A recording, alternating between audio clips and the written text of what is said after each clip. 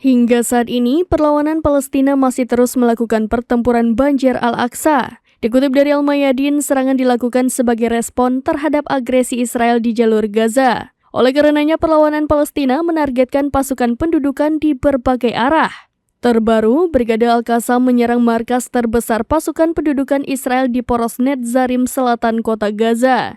Kabar ini disampaikan Al-Qassam pada Minggu 28 April 2024.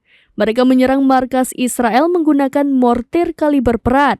Dalam pernyataan lain, Brigade Al-Qassam mengumumkan bahwa mujahidinnya memancing tentara Zionis menggunakan ranjau.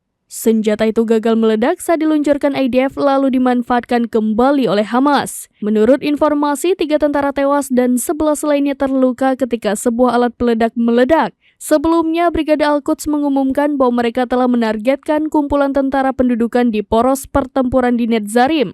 Rentetan mortir kaliber berat juga ditembakkan menyasar pasukan Zionis.